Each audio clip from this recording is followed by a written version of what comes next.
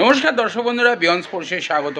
আপনারা যেমনটা জানেন ইতিমধ্যেই যে আজকে আই লিগের নিজেদের আই লিগ ইতিহাসে শেষ ম্যাচ খেলতে চলেছে মোহামেডান স্পোর্টিং এবং এরপরেই আইএসএলে পদার্পণ। তবে আগামী মরশুমের দল গঠন নিয়ে কিন্তু ইতিমধ্যেই ভাবনা চিন্তা শুরু হয়ে গেছে। ডেভিডকে নিয়েও ডেভিড 99% ইস্ট বেঙ্গলে কনফার্ম হলেও সামান্য কথাবার্তা এখনও মোহামেডান চেষ্টা চালিয়ে যাচ্ছে। তবে এই ভিডিওটা ডেভিড রিলেটেড নয়। এই ভিডিওতে যাকে নিয়ে কথা বলবো, মোহামেডান কিন্তু আরও দুই ফুটবলারের সাথে কথা বলে অনেকটা কথাবার্তা এগিয়ে রেখেছে। প্রথমেই একজনের নাম আসি, যার ব্যাপারে আপনারা আগেও শুনেছেন, আইজলের ওয়ান্ডার বয় লাল রিনজওয়ালা লাল বিয়াকনিয়া। এই মরশুমেই সুনীল ছেত্রী এবং বলবন্ত সিংকে টপকে গিয়ে শেষ একটা আই লিগ সিজনে সর্বোচ্চ গোলদাতা, ভারতীয় সর্বোচ্চ গোলদাতার তকমা পেয়ে গেছে এই ওয়ান্ডার বয় লাল রিনজওয়ালা লাল বিয়াকনিয়া।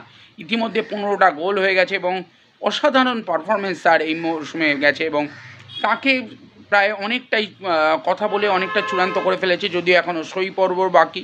এবং ট্রান্সফার মার্কেট যেমনটা জানেনি যে যতক্ষণ না সই হচ্ছে ততক্ষণ কিছু বলা যায় না। তবে কথাবার্তা অনেকটা এগিয়ে রেখেছে মোহামেডান স্পোর্টিং ক্লাব এই লাল রিনজওয়ালা লাল বিয়াকনিয়ার সাথে। এই লাল রিনজওয়ালা নিজেও চান আইএসএলে খেলতে এবং সেক্ষেত্রে মোহামেডানের অফারটা অবশ্যই তার কাছে লোভনীয় বলেই মনে করা হচ্ছে এবং সেক্ষেত্রে লাল রিনজওয়ালা লাল বিয়াকনিয়া কিন্তু মোহামেডানের প্রাইম টার্গেট বলেই ধরে নেওয়া হচ্ছে। আরও এক ফুটবলার যার নাম হয়তো এখনও আপনারা শোনেননি যে মোহামেডানের টার্গেট লিস্ট আছে, সে হচ্ছে রিয়াল কাশ্মীরের গোলরক্ষক মোহিত সাবির খান। হ্যাঁ, পদম ছেত্রী আছে মোহামেডান স্পোর্টিংয়ে, তবে সেকেন্ড গোলকিপার হিসেবে আইএসএলে আরও এক গোলরক্ষককে নিতে চাইছে মোহামেডান স্পোর্টিং এবং সেই জন্য কিন্তু এই কাশ্মীরি গোলরক্ষক মোহিত সাবির খানের দিকে নজর দিয়েছে মোহামেডান স্পোর্টিং এবং তার সাথেও প্রায় অনেকটা কথাবার্তা এগিয়ে রেখেছে মোহামেডান স্পোর্টিং। কে এই মোহিত সাবির খান?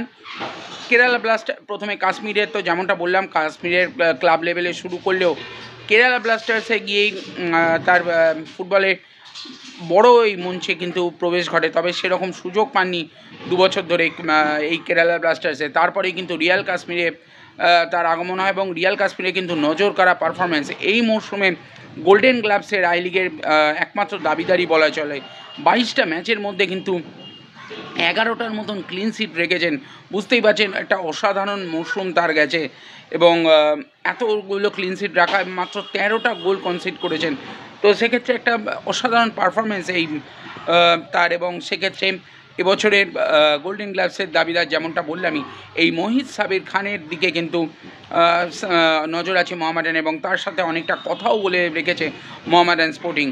পদম ছেত্রী, মোহিত সাবির খান, বিয়াকা, তাদের বিষয়ে কী হবে, বিয়াকার বিষয়ে কী সিদ্ধান্ত নেয় মোহামেডান স্পোর্টিং সেটা যদিও দেখার বিষয়।